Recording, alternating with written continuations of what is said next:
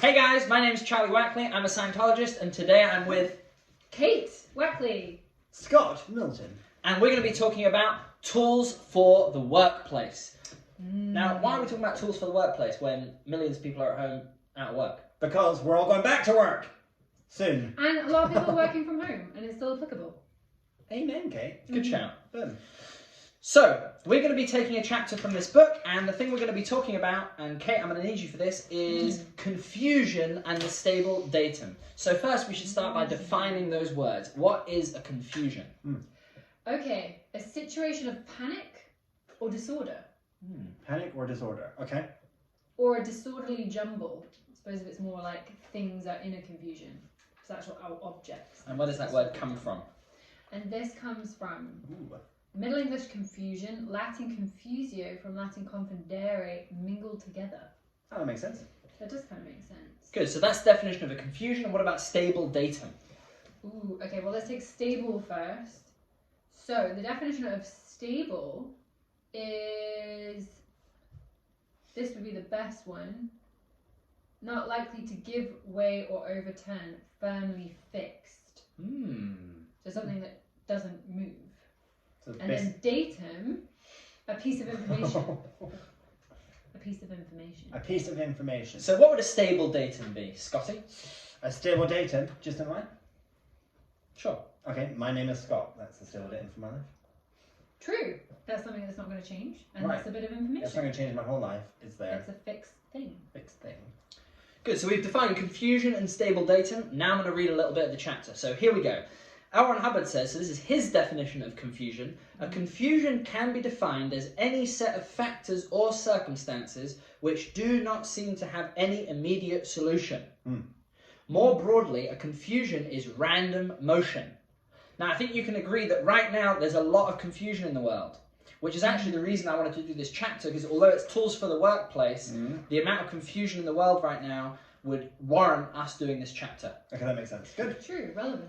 So he says, if you were to stand in heavy traffic, you would be likely to feel confused by all the motion whizzing around you.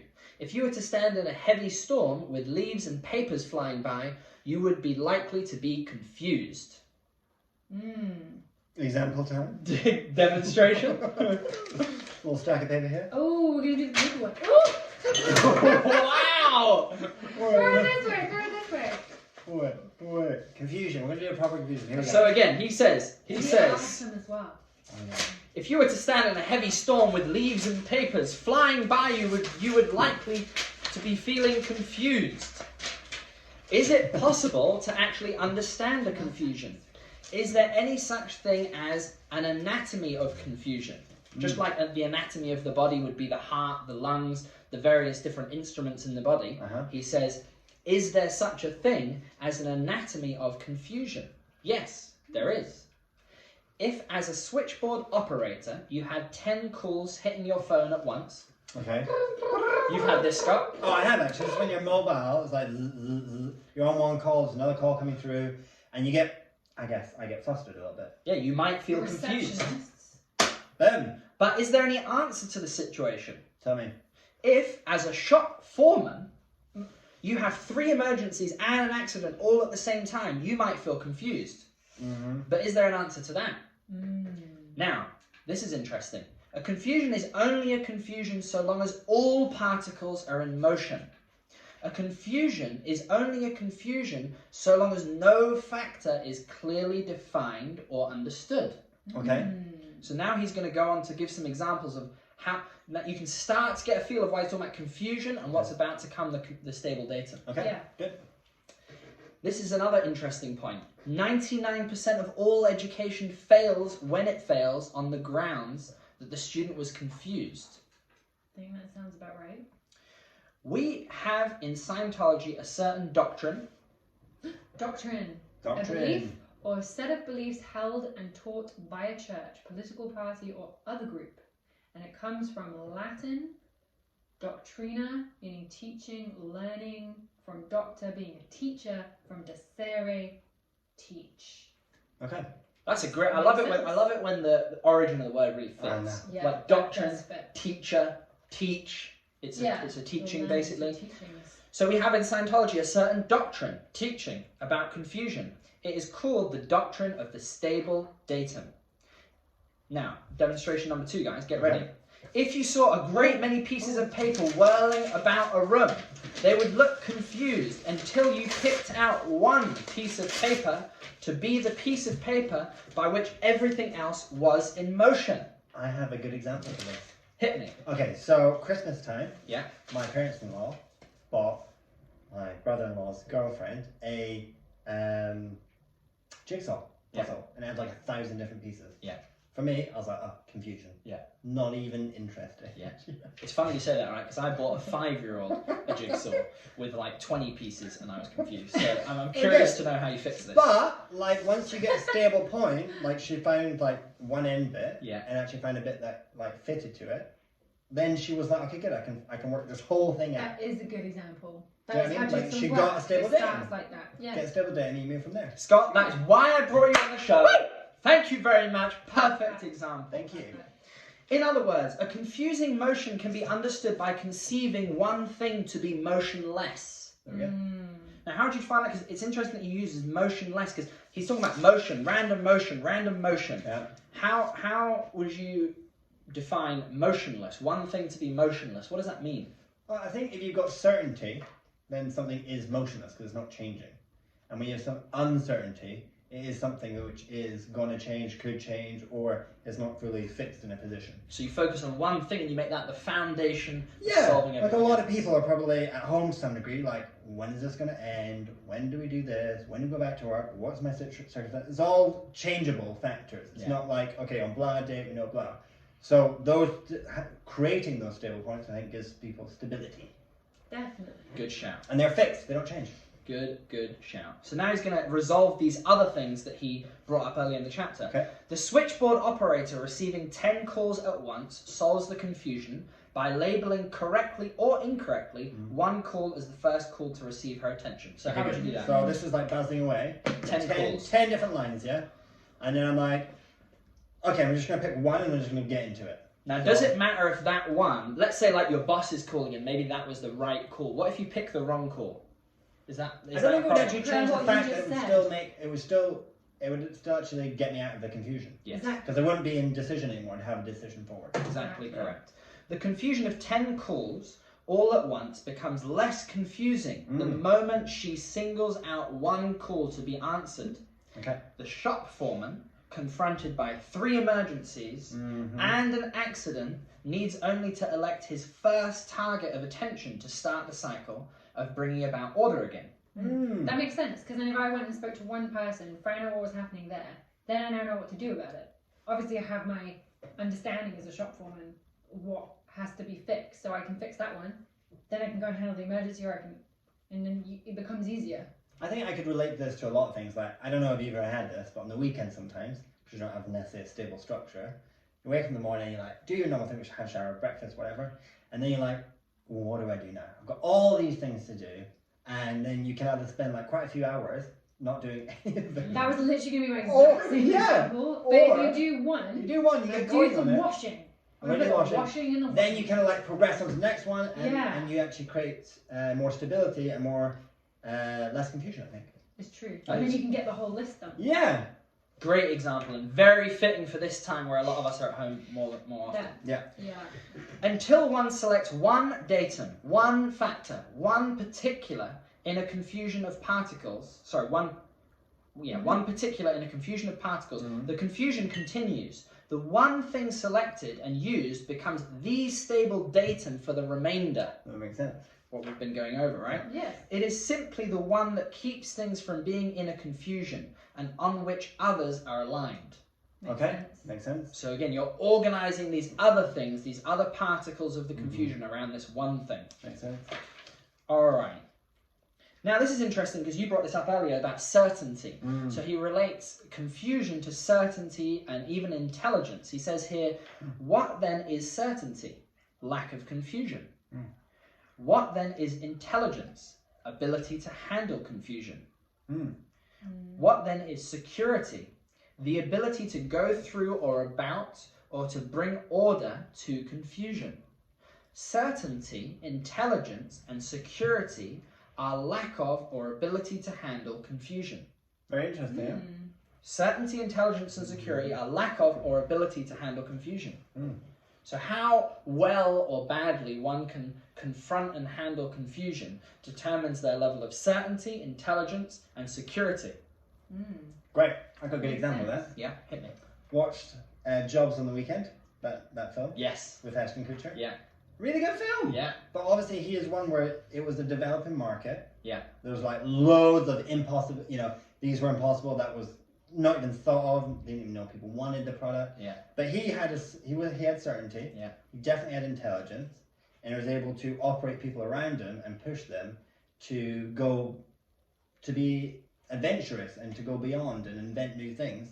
And he actually created I think Apple's what the most. I think it's the most. The most. It's got the most worth. I think. Yeah. Internet, like in the world. The most valuable company in the world. Yeah. The first $1 trillion company, I think. Yeah. From a garage. So that guy obviously had. I think that guy had all three of those points. Yeah. And he actually continued to kind of like actually get other people into that mind frame as well. So that's it. Yeah, that is a good point because it's the ability to go through and handle confusion, bring order to confusion. Yeah, he just kept on like kind of going forward and went dogged in that way. Yeah, because I read his book and they also talked about like this delusion force field. Like he would get other people to believe in the impossible. Yeah. But I think there's another point here as well, because it talks about certainty. Yeah. And you can obviously gain certainty by getting yourself trained or by getting more information. Yes. So that it's not like it's all lost if it's not a natural instinct to you. Totally. So if you get trained, if you get more information about how to deal with things in your workplace, it might be different in different places. Yeah. So you actually need to go and get that information, really understand it, and then you'll then still be able to apply that. Yeah, that's You'll totally have in more alignment with certainty. Scientology as well, in the sense that obviously you're getting help and tools that you can better apply yourself with to create more success. Yeah. Because and understanding technology of I mean, obviously people do end up being sometimes really intelligent people, and we don't really know why or whatever. But absolutely, people that are very successful definitely go over the fact that they continue to personally enhance themselves. Totally agree. Yeah, it's true. He defines luck here. How does luck fit into confusion? Luck is the hope that some uncontrolled chance will get one through. Counting on luck is an abandonment of control. That's apathy. Okay. Apathy is in you've given up, basically. So you need to be forthright in your control of confusion. Like you actually have to apply some control to the situation. There's definitely a line of Not sit proactivity back. in that. Yeah. And then the final bit I'm going to read from you on this chapter, and then we'll give some more examples, is he says, you see stable datum do not have to be true. They are simply adopted, meaning you take them on. Okay. When adopted, then one looks at other data in relation to them. Thus, the adoption of any stable datum will tend to nullify the confusion addressed. Interesting. But if that stable datum is shaken, invalidated, disproven, then one is left again with the confusion. Of course, all one has to do is adopt a new stable datum or put the old stable datum back in place. It's interesting. Of course, all one has to do is adopt a new stable datum or put the old stable datum back in place. Makes sense. I've got a few. I was watching, what was that? We were watching that race, that Formula One. There's a lot of films recently, yeah? This was actually about a month ago. This is pre-lockdown. Drive to Survive? I can't remember. It was one of these drivers that was like, or the company or the type of car or whatever that won like 6 years in a row. Yeah. And then the year that they didn't win, it was like everyone was just like Le Mans. Yeah. Yeah. It was just like confusion. They were Ferrari. Like, no stable datum anymore. Like they had kind of like got their whole body around the fact that they were the best. Yeah. And all of a sudden they weren't. And it was like, is it the cars? Is it the drivers? It's like they have no certainty. No certainty anymore. Yeah. Yeah, it's and true. it just goes to show that, like, then you have other people who do create new stable datums and change and blah, blah, blah. And, there's definitely success in that. Yeah. Or for example, like in this household, obviously we've been going to work for the last 10 plus years every day. Yeah. So it says here, Yeah. one has to adopt a new stable datum or put the old stable datum back in place. Now, a lot of people in the country, in the world right now, cannot put the old stable datum back in place. True. Like, you can't go to work. Like, other than the minority, we're all having to adopt a new stable datum. So, for example, like, what's a couple of things we've done to adopt a new stable datum? do exercise every day. Yeah. And we'll try to do that first thing. We'll study every day, so we make sure we have a slot where we're actually getting educated on something, and then we have like our work period. We have different, because we have different jobs. Like we obviously have different jobs. We've kind of like some of them we've actually like, okay, we'll do that together. Yeah. At a certain point and blah blah. It just creates a bit more structure, and it's a bit. We actually get through stuff, and it's not random. And you waste less time then if you put in a new schedule. If we didn't have a schedule, we could easily get very little done. I think when it relates to some of the other chapters you've done your other lectures on, but obviously like, you know, someone could be like, oh well, but then this is a perfect opportunity to do nothing. Yeah. but that could be your stable datum. That could be your stable datum. datum. Doesn't mean it's right or wrong, but that could be your stable datum. However, watching a tennis match. But I wouldn't say that's the best way to feel good. Personally, I would agree with you. Because we did at the beginning. Actually, the first 3 days we didn't. We were in confusion. We were in confusion. But let me say this. In this kind of a circumstance, even if, let's say you were working 40, 50 hours a week, and then you decided, you know what, my stable datum is going to be to stay at home and stay safe and stay well, you'd be better off than being confused. Absolutely. 100%. And even if you weren't to do anything else.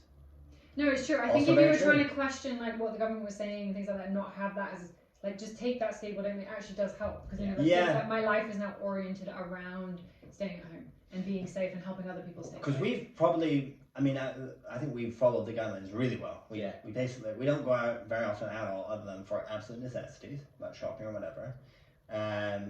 We exercise like once, we don't go out more than that. And then we're like, don't have other people come around, there's no parties or whatever. We've gone online. We've gone online. We tried to do a Zoom. No, we obviously keep in a lot of communication with the people we know, our friends, our family and stuff like that. But we're not like trying to challenge you or go around the sides or whatever. But then you make the time that you then have more productive. Yeah, and it's more stable because then you know what you're doing. Yeah. So listen, guys. In summary, in this time of epic confusion with an almost biblical level pandemic, there is one thing that you can do to help you, and that is to adopt a stable datum. So whether that stable datum is your 1 hour exercise in the morning, a rearranged schedule, taking care of your children, reading a book a day or a week, adopt one stable datum and organize your life around that, and things will become a lot calmer, a lot safer. And we hope you stay home, stay safe, and if you want to find out more about this stuff, you can log on to Scientology.org/courses, and of course, subscribe to the channel. I've lost my controller, so I'm going to walk over here. Oh, Scott's got it. There we go. Guys. Thanks, guys. Bye. No, it's run out of battery. Okay, cool. So guys, this is the blooper. Thanks for watching. Bye. Subscribe, like, and comment.